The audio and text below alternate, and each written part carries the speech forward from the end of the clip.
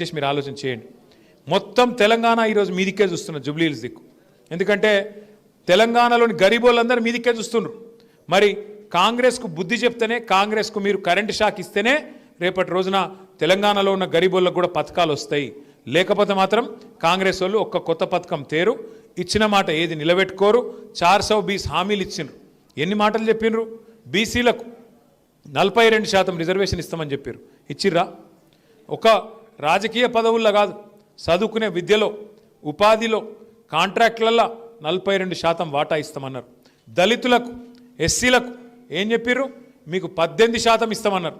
ఏంటిది? కాంట్రాక్ట్లలో వాటా ఇస్తా అన్నాడు. కేసీఆర్ దళిత బంధు ఇస్తే 10 లక్షలు, నేను 12 లక్షలు ఇస్తా అన్నాడు. అభయ హస్తం అన్నాడు. ఒక్కలకన్నా వచ్చిందా 12 లక్షలు? 12 పైసలన్నీ ఇచ్చిండా?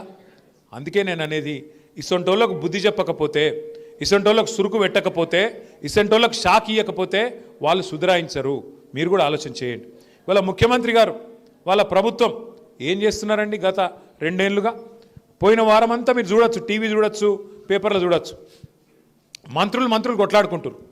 కొండా సురేఖ కూతురు మాట్లాడింది చూసిరా మీరు? మన చూడలే? మీరంతా టీవీ సీరియళ్ళల్లో బిజీగా ఉన్నట్టున్నారు అందరు.